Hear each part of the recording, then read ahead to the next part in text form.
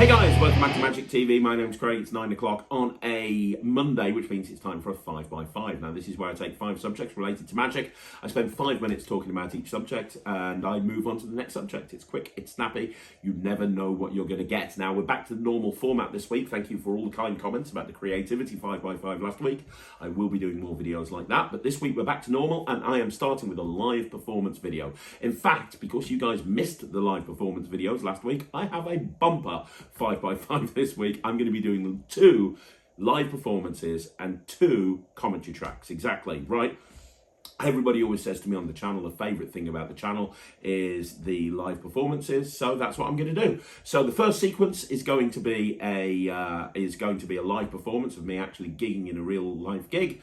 And then we're going to do a commentary track over the top, so I can talk about exactly what it is that I did, why I did it. Then I'm going to do a little bit of a spotlight and a review of a particular product, and then we're going to do another live performance and another commentary track. So there is a lot coming up right here this week on Magic TV on this 5x5. Without further ado, let's get straight to the main event involves you. Is that okay? Yes. Wonderful. What I need you to do is to pick a card. You're going to pick a number card, not a picture card, a number card. It's not Jack, not Queen, not King. Pick a number card. Any card? Yes, please. That would be good.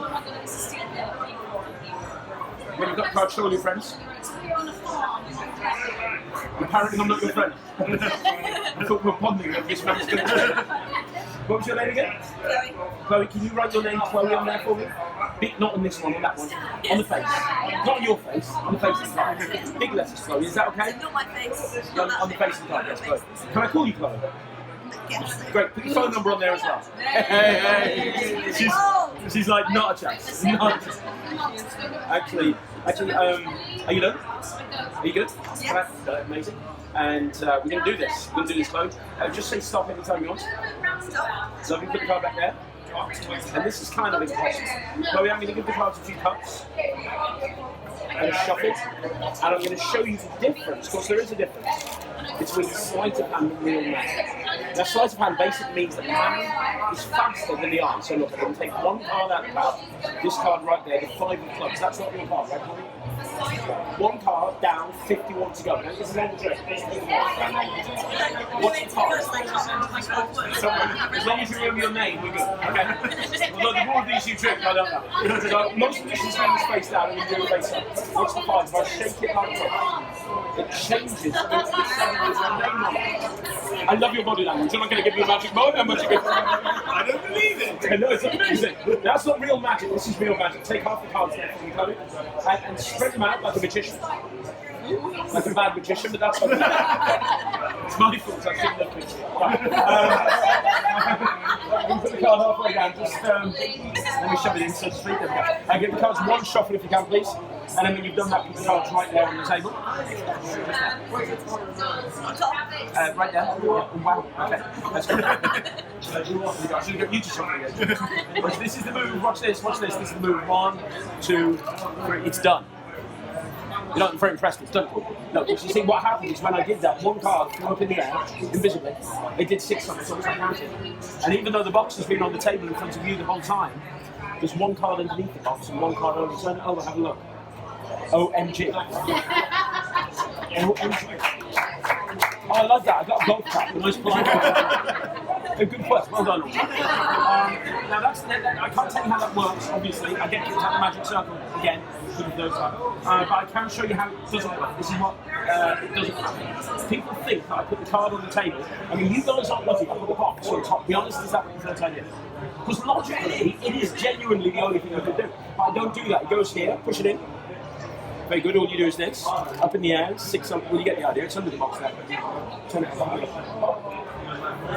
I don't know you very well, but I'm guessing that's your pissed off again. Do you see the 7? Extreme close-up. It goes halfway down. Look, I'll do it one more time. Watch the signature. Do me a favour, say go. Did you see the card? No, not the card, the whole pack. Look under the box.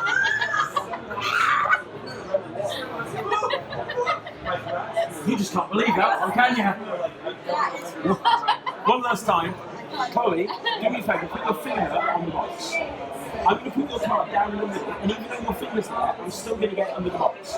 Now, if you think I've cheated, you can have a tiny peek in the deal. I'm a little bit offended. One last time, watch this. 1, 2, 3. If I told you it was under there now, would that be good? Have a look. That would have been good. I'm not that good. But now we're one step further. Because now there's one card inside the box. Inside the box. Take that card. Turn it over. Because every trick needs a big finish, Chloe. Would you like me to do this in 1, 2, or 3 seconds? 2 seconds. Watch this. 1, 2. Did you see it go? That's when every card in the pack goes, except for the 7. And the reason it's over here, inside the box, that would be every other card. We've now reached the part. So this is a very interesting video that we're looking at here. I'm going to be performing my card in the box routine, which is probably the routine in the real world that I perform the most. I know that it was on my recent Penguin Live, and you know, there's an online reviewer that said it wasn't really a practical routine. I just wanted to show you a performance of me doing this sitting down at a wedding. And one question that people ask me is, when is it appropriate to sit down with a group of people at a wedding? And it really, or not just a wedding, but any event, and really it just depends on the group. In this particular case, the group were all sitting down and there was a spare seat. And so it was a case of, hey, would you mind me sitting with you? If I come down to their level, it makes it easier for me in some ways, but also it means that I can kind of, it allows me to do routines that I wouldn't normally do in many cases. I have no problem standing up. I have no problem standing up at all. But, you know, where appropriate, I do like to sit down, and I think that you need to take it on a particular, you know, on a particular show by show basis. So in this particular routine, one of the things that I really like about this is I've managed to structure it so that there is no miscall at any point when the card goes under the box.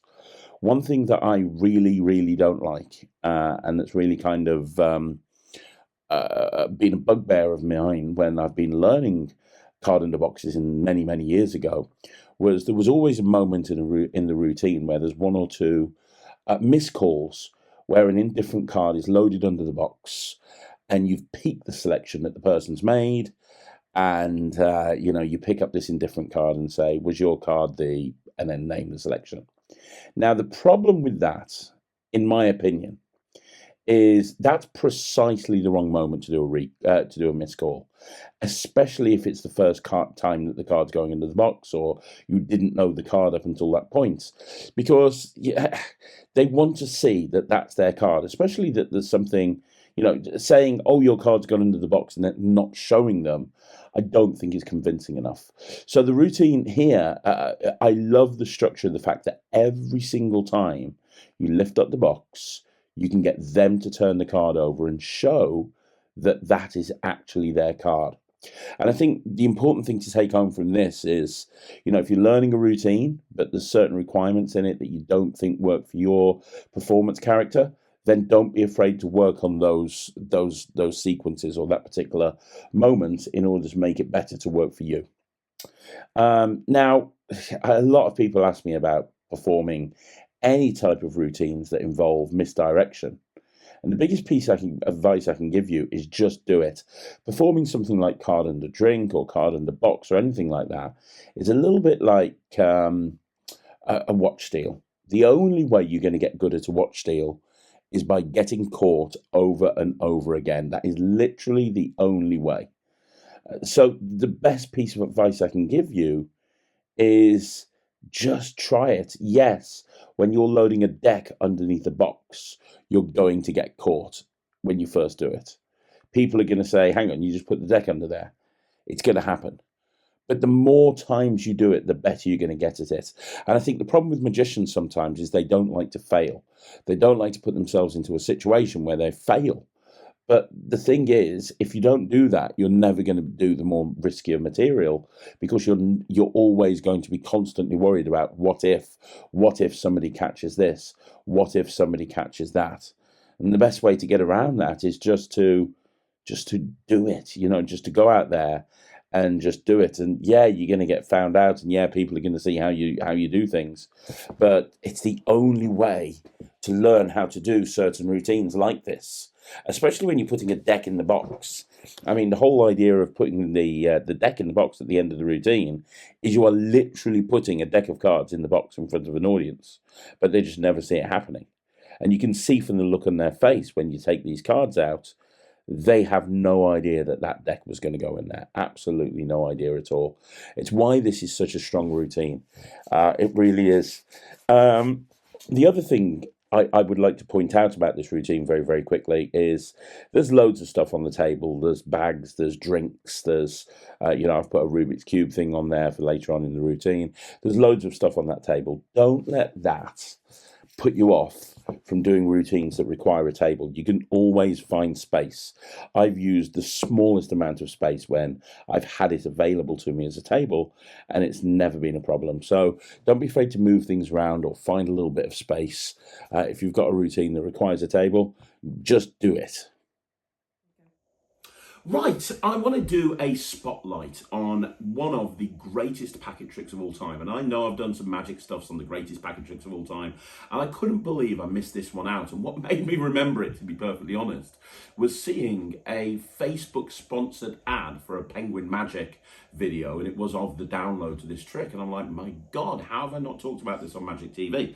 And I'm talking about the close-up illusion by Larry Jennings. Now, I originally learnt this from the Michael and Mar Easy to Master Card Magic series when it came out on VHS tape. Now, that is how long back I am going. That is how old I am. I learnt this off the VHS tape of the Michael and Mar Easy to Master Card Magic series. Now, on that series, there was a whole stack of really great magic. We're talking volume 1, 2, 3. He then later on went to do a whole bunch of other videos. And on one of those, there was this, the Close-Up Illusion by Larry Jennings. And I remember watching Michael and Mar do this and just being blown away. Like, this is the sort of thing, if social media was around back in those days, this would be the thing that was blowing up social media. This is the thing that would be getting all the likes, all the hits, all the shares, because it looks like real magic. It's about as close to real magic as you're going to get. What it is, basically, in essence, is it's 3 cards, 2 blue cards, 1 red card, and you openly put the red card at the bottom of the packet and it comes to the middle. And you can do it again and again and again. I'm going to perform it for you in a few seconds so you can see a performance. But you can apply any amount of presentations to this. So you can do it the way I present it, which is as a close-up illusion. You can do it as an expose to the Monty. So you can say, hey, you can even follow a 3-card Monty to this. So you can say, hey, let me tell you about the 3-card Monty. You can do 3-card Monty, and when they lose, you can turn around to them and say, well, let me explain why you never win. It's because when you think the card's on the bottom, it's in the middle. If I use a red card, you'll actually see what I'm talking about. It's one of the greatest close-up packet tricks ever created. Now, it can't be examined at the end or at the beginning because there is one gaffed card.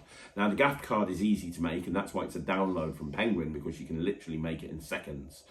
There's one gaffed card, but obviously anybody who has been into Magic for 0.2 seconds will know that there's so many different ways that you can actually do this. So first of all, a lot of the time you won't have people asking to examine it anyway, but if that's something that worries you, you can use a Himba wallet, you can use a Himba envelope, you can even have 1 red card, because the red card can be examined.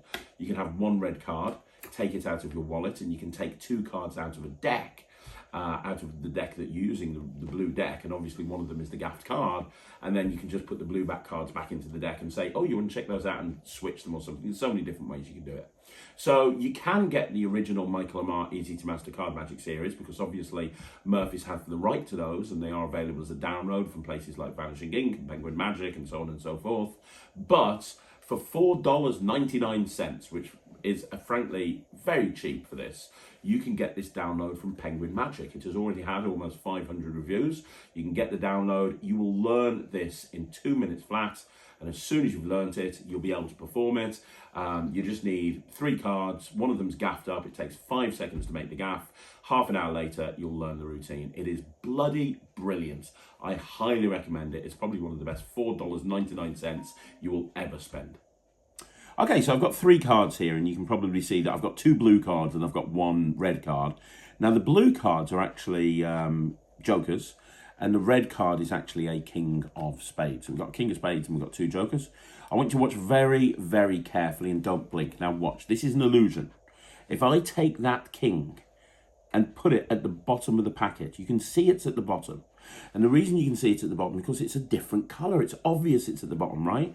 But I'm going to create the illusion that that card melts up right into the middle of the other 2 cards. I mean, isn't that freaky? Now, most illusionists, because this is an illusion, they wouldn't do the trick again. I'm going to do it again. I want you to watch. I'm going to put it face up this time. I'm going to put the king face up right there at the bottom. Now, there's no ambiguity there. You can see that that king really is at the bottom until I shake, and then when I shake, it comes right up to the top. Now, right up to the middle, sorry. Now, I know what you're thinking. You're thinking the same thing everybody thinks when I do this. Well, that's pretty impressive, but can you make it go down? And the answer is yes. Look, I'm going to put it right there in the middle of the packet, and you can see it's in the middle of the packet, but all I have to do is snap and shake, and as I do, you see that card melts all the way to the bottom of the packet. There's the red card, there's the blue cards, and that is nothing short of a close-up look. What's your name, sir? James. James, I'm Craig. How you doing, James? Sweet. Do me a favour, James, give these cards a shuffle for me. Make sure they're in no particular order. I like your technique, that's very good. I don't. Now put them back in the original order. Oh, wonderful. What? It was James, right? James, yeah. What James did there is an overhand shuffle. 9 times out of 10, you have someone to shuffle. That's what we'll do. You can always tell a magician. A magician will do one of these. I'm sure you've seen one of these before. This is called the waterfall shuffle. You can always tell a really good magician. A really good magician does one of these. It's basically the same thing, but you put them together at one end. It means you can hold the cards in one hand to do that last bit. It's quite nice, quite fancy. And this is the hardest shuffle of the lot. This is where you take the deck with one hand, cut the deck with one hand, shuffle the deck with one hand. You do absolutely everything with one hand. That's called a lonely guy with way too much time in his hands. And you'll please just give them one quick shuffle as well. That would be amazing. No. Yes, you have to do the one-handed thing, by the way. That's important. No, that's fine. You keep it basic. That's absolutely fine. That's fine. Do you know why I have you shuffle this deck so thoroughly? There is a reason I have you shuffle this deck so thoroughly. The reason is I'm actually going to use this pack of cards right here, so it absolutely makes no difference to me, to be honest. I am actually going to use 2 decks. You can hold on to this, we'll get back to you in a minute. But I do need this pack of cards as well. And there is a reason why I need this pack of cards as well. And there is a very important reason for this, and I'm going to explain that. The important reason is thusly. There's 52 cards here, as you can see. They're all there, they're all different. Is that fair? Can you see all the cards there? Yeah, very good. And they have red backs. Hopefully you can see those. The red backs are important. The reason the red backs are important is because I'm going to write on the back of one of these cards. And if I wrote on the back of this card, it wouldn't show up. I'm going to write a prediction. Now, there is a trick in magic called the any card at any number. Has anybody heard of that trick before? The idea is that a magician will predict a number, a position in the deck, and also a playing card. It's very difficult to do. I'm going to do it for you right now, and you look so excited about this. I can tell. It's making this whole thing so exciting and enthusiasm, so I appreciate it. Thank you very, very much. And what's your name, sir, because you are going to help me with this? Sean. Sean. I'm Craig, Sean. By the way, Sean, if I'm not looking you directly in the eyes, I'm not being rude, the light's bouncing off your head, and between you and me, sorry, we have a laser. We've got the same haircuts, that's the problem. Yeah. So, Sean, all I'm going to do is make a prediction right here. I'm going to predict a card and a number. Now, this is not a trick, this is an experiment. An experiment is a magician, we call it an experiment when it's very possibly going to fail. So, I've made my prediction. Your job, you look very trustworthy, your job is to keep an eye on that prediction there, make sure I don't move it in any way. Now, the first part of this is the location in the deck. There's 52 cards in the pack, 52 different possible locations, 52 positions in the deck. When I snap my finger, you can name a position, somewhere from 1 to 52, somewhere in the middle, it's up to you. Name that position right now for me. 16. 16, are you sure? Because that's my IQ. Yeah. You're happy with 16. Yeah. I love how I made that joke, everyone else laughed, and you were like, yeah, I can see that. Yeah, yeah.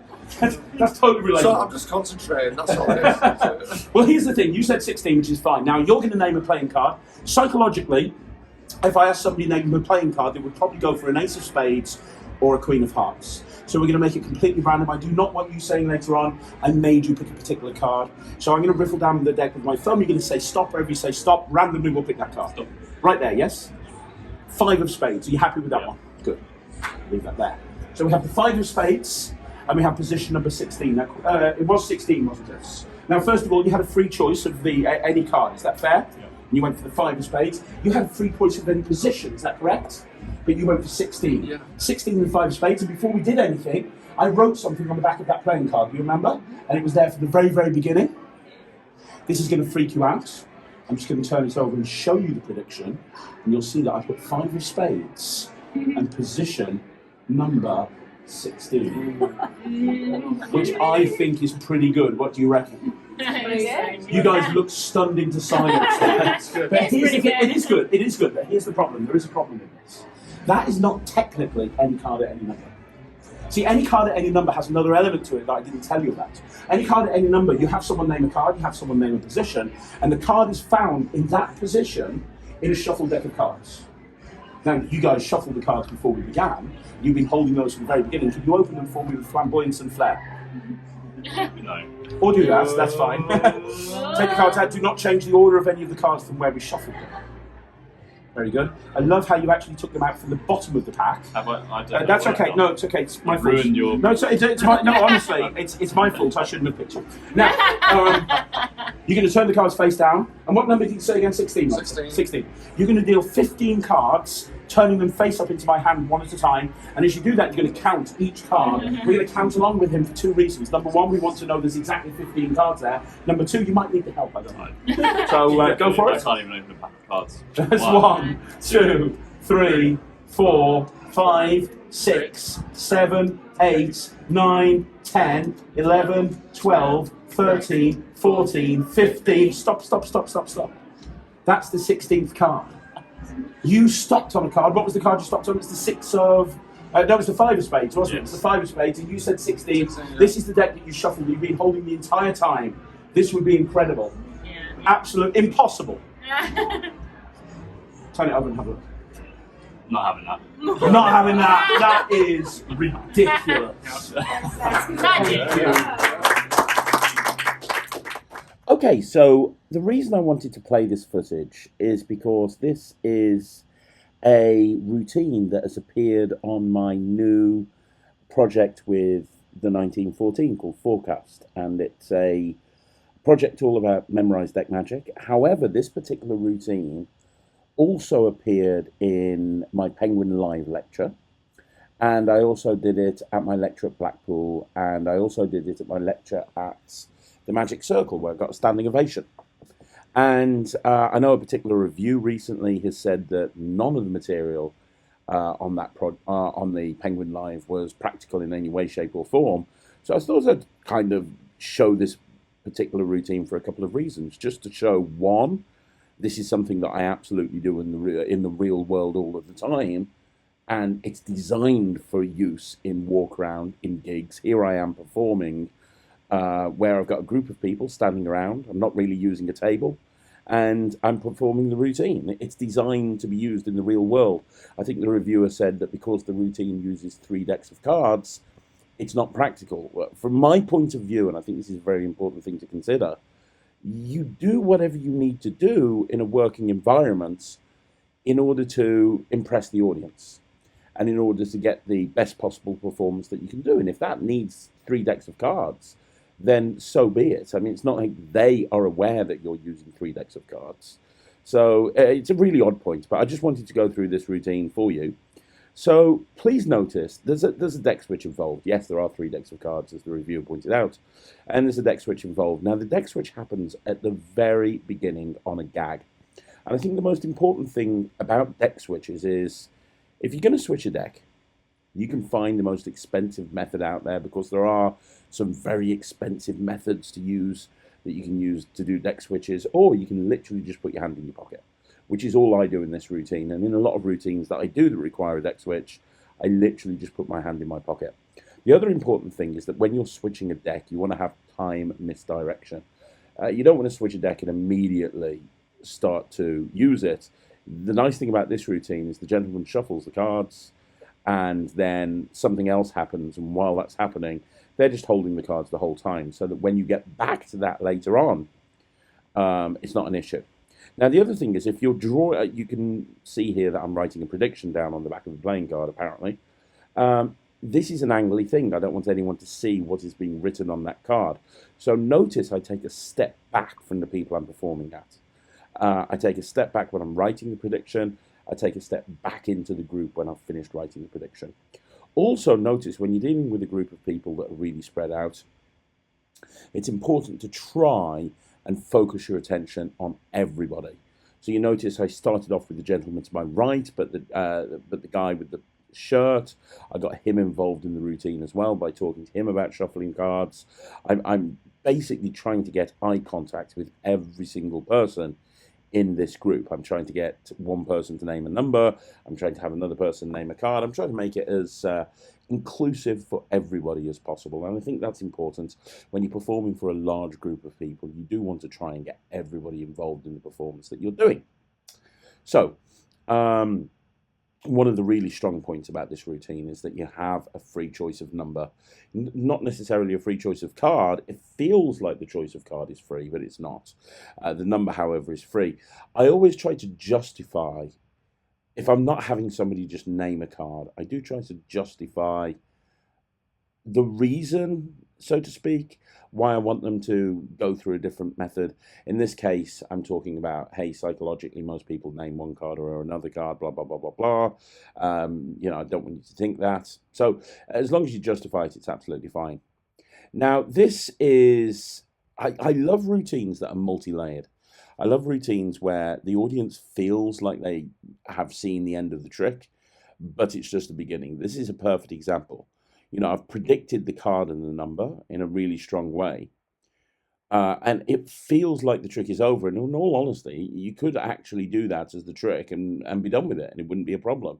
But now you're going to move on to something even more impossible. Because now you're going to move on to the back of cards that they've been holding the whole time. And that's the thing. They've been holding this the whole time. This is where the time misdirection comes in. From their point of view, they have been holding the cards that they shuffled from the very beginning. Also, you know, the thing with the box, again, this comes down to your performing character.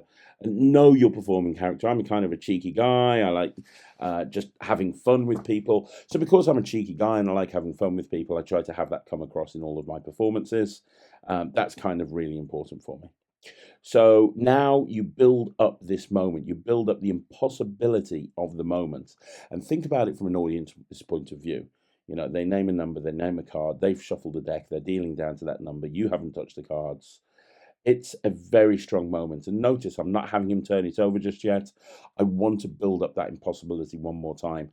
A lot of magicians, I think, rush the climax to a particular routine and almost kind of gloss it over because they want to move on to the next routine.